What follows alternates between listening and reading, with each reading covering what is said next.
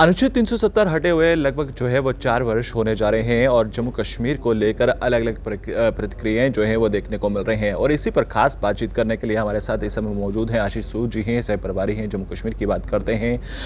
आप दिल्ली से अभी पहुंचे हैं सर, किस तरह से देख रहे हैं कि 4 वर्ष होने जा रहे हैं, एक तरफ अनुच्छेद 370 का मामला जो है उच्च न्यायालय में चल रहा है और दूसरी तरफ आज उच्च न्यायालय से एक बड़ा फैसला जो है आया है जिसको लेकर कांग्रेस के अंदर खेमे के अंदर जो है जश्न का माहौल है। ये कहा जा रहा है कि राहुल गांधी का जो है एक बार फिर से वापसी हुई है और आने वाले समय में वर्ष 2024 में कांग्रेस जो है एक बड़े पैमाने पर खिलकर सामने नजर आएगी। देखिए, अनुच्छेद 370 और 35 से जम्मू कश्मीर के टेम्परेरी प्रोविजंस थे जिन्होंने यहाँ की महिलाओं के लिए, माताओं बहनों के लिए उनके अधिकारों को छीनने का काम किया है।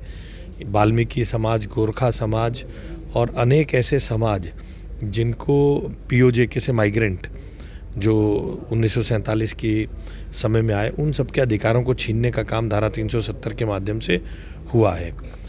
इसलिए उसके हटने के बाद जिस प्रकार से जम्मू कश्मीर में डेवलपमेंट के काम शुरू हुए हैं, जिस प्रकार से तेज़ी से सड़कें बननी शुरू हुई, जिस प्रकार से तेज़ी से बच्चों के हाथ में लैपटॉप गया है पत्थर के कारण, पत्थर की जगह, जिस प्रकार से जो कैलेंडर आता था बंद का, पथराव का, वो बंद हुआ है, उससे 3 परिवार मुफ्तीज़, गांधीज़ और अब्दुल्लाज़, इनकी राजनीति पे असर पड़ा है। इसलिए वे लोग बहुत शोर करते हैं। जम्मू कश्मीर से धारा 370 हटने के बाद जिस प्रकार से टनल्स, जिस प्रकार से IITs, IIMs बने हैं, उससे पूरा जम्मू कश्मीर का आवाम खुश है।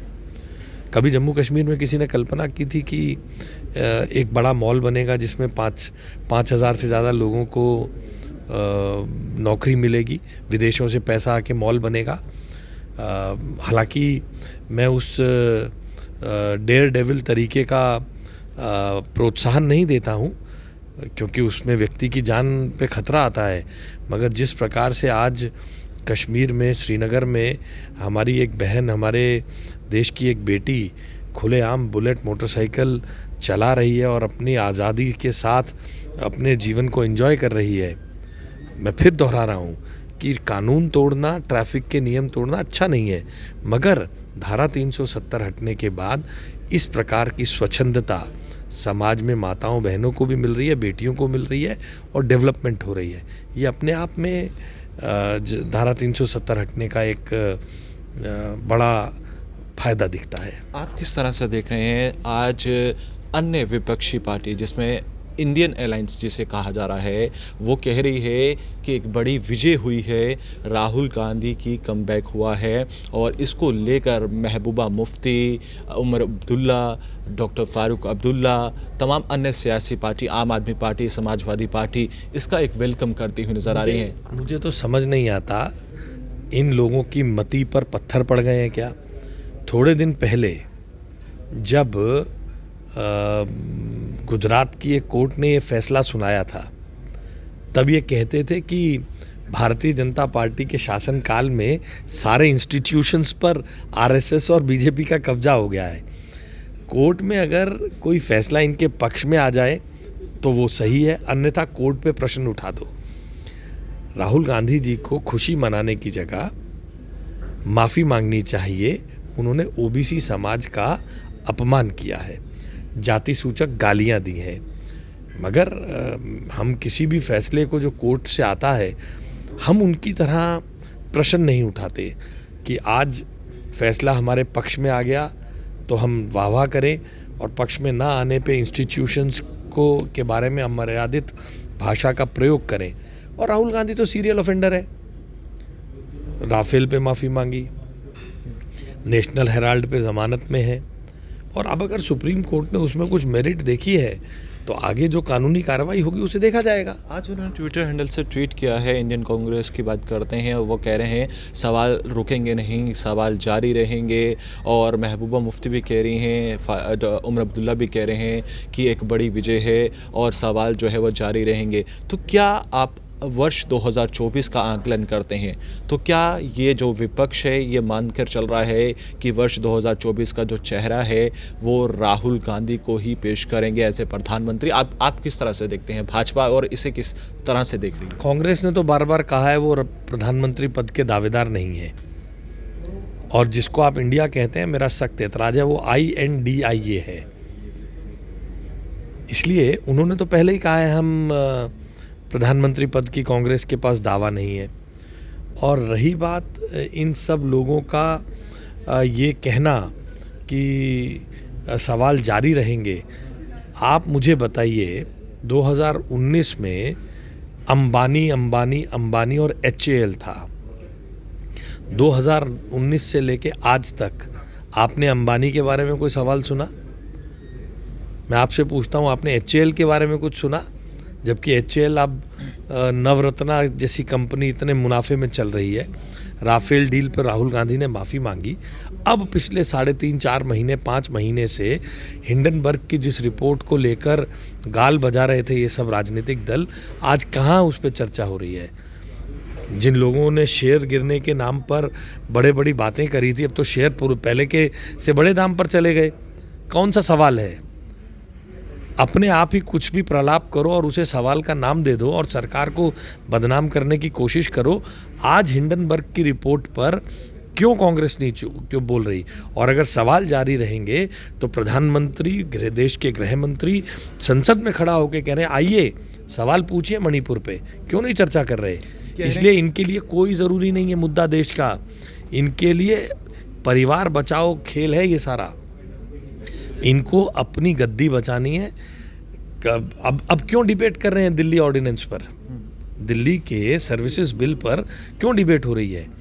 मणिपुर पे डिबेट करना ज़रूरी नहीं लगा, सर्विसेज बिल पे डिबेट करना इनको बहुत महत्वपूर्ण लग रहा है। ये कहा जा रहा है, ये आरोप लगाए जा रहे हैं कि वर्ष 2024 के देखते हुए, मद्देनज़र रखते हुए मणिपुर और हरियाणा में जो हुआ है ये कहीं ना कहीं चुनावी रन और चुनावी खेल देखा जा रहा है। ये भाजपा इस तरह के हथकंडे अपना सकती है और इसी तरह का हथकंडा जो है वो जम्मू कश्मीर में भी अपना सकती है। पहाड़ी और गुज्जर कम्युनिटी को लेकर आप देख रहे हैं जिस तरह से दिल्ली में बिल रखा गया और 3 बिल अहम जम्मू कश्मीर के लिए थे। और क्या लगता है इन सब चीज़ों को आप किस तरह से आंकलन करते हैं? देखिए, हमारी प्रतिबद्धता है, 4% पहले पहाड़ी समुदाय को दिया गया। उनकी मांग पर सरकार सहानुभूतिपूर्वक विचार करके बिना किसी और समाज के हक को छेड़े हुए उनको कुछ सुविधाएं देना चाहती है। क्षमा चाहता हूँ, उनको कुछ सुविधाएं देना चाहती है। और रही बात हरियाणा की घटना से को चुनावों से जोड़कर देखने का, देखिए इंडियन यूनियन मुस्लिम लीग जो तथाकथित INDA का हिस्सा है, उसने केरल की सड़कों पर जिस प्रकार के सांप्रदायिक नारे लगाए उस पर किसी ने एक बार भी टिप्पणी नहीं की है।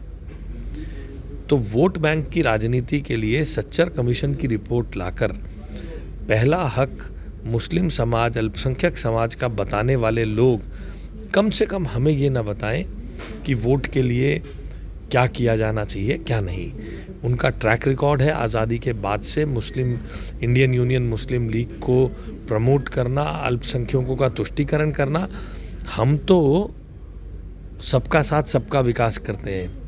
हमारे राज्य में किसी को गैस का सिलेंडर देने के लिए उसका धर्म थोड़ी ना देखा जाता है, किसी को मकान देने के लिए उसका धर्म थोड़ी ना देखा जाता है।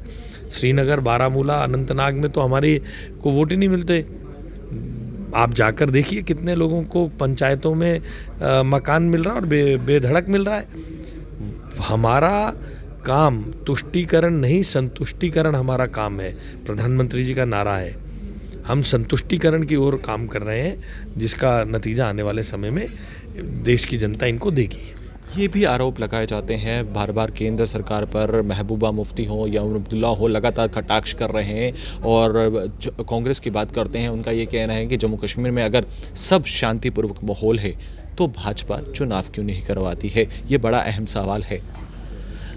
आप एक बड़े चैनल के पत्रकार हैं, थोड़ा ज्ञान उनको अपनी रिसर्च टीम से दिलवाएं कि चुनाव भाजपा को नहीं कराने होते, चुनाव आयोग को कराने होते हैं। वो उनके राज में होता था, इंदिरा जी और बाकी लोग इमरजेंसी लगाकर कुछ भी करते। चुनाव आयोग ने वोटर लिस्टें बना ली हैं, ऑब्जेक्शंस ली जा रही हैं।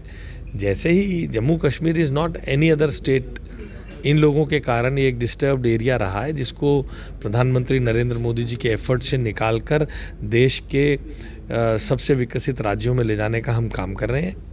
इसलिए मुझे नहीं लगता कि उनको ये सवाल हमसे पूछना चाहिए। लाल किले की प्राचीर से प्रधानमंत्री जी, संसद के पटल से गृह मंत्री जी यहाँ के चुनावों के बारे में कह चुके हैं। यहाँ पहले भी चुनाव हुए, उन्होंने मुंह की खाई है। 75 डीडीसी की सीटें भारतीय जनता पार्टी जीती है। सबसे ज़्यादा वोट भारतीय जनता पार्टी को यहाँ मिले हैं। आने वाले समय में भी इसका जवाब मिल जाएगा। खास सवाल, बैठकों का दौर लगातार जारी है। ये विपक्ष का कहना है कि भाजपा घबराई हुई है, जम्मू कश्मीर में चुनाव नहीं करवा रही है, और अगर जम्मू कश्मीर में चुनाव होते हैं तो भाजपा किस तरह से तैयार है, चाहे वो यूएलबी के हों या फिर पंचायती चुनाव हो या फिर विधानसभा चुनाव। देखिए, अगर हम घबराए हुए दिखते हैं उन्हें तो खुशी मनानी चाहिए। मुझे लगता है हमें बार बार ये आरोप लगा के हम घबराए हुए हैं, वो अपनी घबराहट दिखा रहे हैं। हम लोग 12 महीने जनता के बीच में रहने वाले लोग हैं। 75 से ज़्यादा डीडीसी की सीट हमने जीती हैं, जो पैन जम्मू कश्मीर जीती है हमने। जम्मू प्रोविंस में भी जीती हैं और श्रीनगर में कश्मीर प्रोविंस में भी जीती हैं। और बड़ी मात्रा में युवा हमारी पार्टी के साथ जुड़ रहे हैं। हमें विश्वास है हर घर जल, प्रधानमंत्री आवास योजना, आयुष्मान भारत कार्ड से लोगों के जीवन में जो परिवर्तन आया है, आईआईटी आईआईएम्स खुलने से लोगों के जीवन में जो परिवर्तन आया है, उसके आधार पर जम्मू कश्मीर की जनता झोली भर के भारतीय जनता पार्टी को जिताएगी। एक आखिरी सवाल, खास सवाल, 6 तारीख को देश के प्रधानमंत्री वर्चुअल मोड पर ज्वाइन करेंगे। पूरे भारत में लगभग जो है 500 ऐसे रीडेवलपमेंट जो है रेलवे स्टेशन हैं जिनको इंफ्रास्ट्रक्चर बिल्ड किया जाएगा, जिनमें शॉपिंग मॉल्स होंगे और प्लेटफॉर्म्स को बढ़ाया जाएगा, और जिसमें जम्मू कश्मीर के भी 4 ऐसे हैं, जिसमें जम्मू रेलवे स्टेशन है, बड़गाम है, या फिर कटरा की बात करते हैं, वहाँ से डॉक्टर जितेंद्र सिंह जो है 6 तारीख को ज्वाइन कर रहे हैं, और जम्मू से जुगल किशोर जी की बात कर रहे हैं, वो ज्वाइन कर रहे हैं। तो ये कितना बड़ा आप रीडेवलपमेंट सोचते हैं? देश के प्रधानमंत्री जो हैं वो खुद वर्चुअल मोड पर ज्वाइन करने जा रहे हैं, और जम्मू कश्मीर के विकास के लिए कितनी बड़ी है, और यहाँ के रोजगार को लेकर आप? देखिए, अच्छी रेल, अच्छी पब्लिक ट्रांसपोर्ट सिस्टम जब चलेगा तो जनता को लाभ मिलता है, डेवलपमेंट होती है। और जिस प्रकार से नई दिल्ली रेलवे स्टेशन पे काम हुआ है, जिस प्रकार से रेल की पटरियाँ साफ़ सुथरी दिखने लगी हैं, जिस प्रकार से रेल के डब्बे में सफाई दिखने लगी है, रेल के टॉयलेट्स बदले हैं, प्लेटफॉर्म्स बदले हैं, ये अपने आप में बढ़ते और बदलते इंफ्रास्ट्रक्चर को दिखाता है। और प्रधानमंत्री की प्रतिबद्धता है, किस प्रकार से हम देश के अंदर आमूल-चूल परिवर्तन, हाईवेज़ में परिवर्तन सबने देखे हैं। वंदे भारत के कारण सब लोग देख रहे हैं। 74 से 148 एयरपोर्ट होने का जो जनता को लाभ हो रहा है, सब देख रहे हैं। और उसी प्रकार से अब जो ये देश के छोटे छोटे स्टेशंस भी वर्ल्ड क्लास बनेंगे, ये भारत की बदलती हुई सोच और भारत के विश्व में बढ़ते हुए स्थान, भारत की आर्थिक महाशक्ति की तरफ बढ़ते हुए कदमों का एक दृढ़ कदमों से बढ़ता हुआ भारत दिखेगा। चलिए, बहुत बहुत शुक्रिया गुलिस्तान को समय देने के लिए। धन्यवाद। तो आपने देखा कि सह प्रभारी आशीष सूद जो थे वो बातचीत कर रहे थे, और जम्मू कश्मीर के इंफ्रास्ट्रक्चर हो और जम्मू कश्मीर के बढ़ावे को लेकर ये साफ जाहिर किया है कि कहीं ना कहीं विपक्ष जो है इस आने वाले समय में जो ये इंफ्रास्ट्रक्चर बिल्ड हो रहा है और गति बढ़ रही है, उससे पूरा घबराया हुआ है, और जिसको लेकर सिर्फ जम्मू कश्मीर और पूरे भारत की जनता को गुमराह करना चाहती है। गुलिस्तान न्यूज़ के साथ नमस्कार।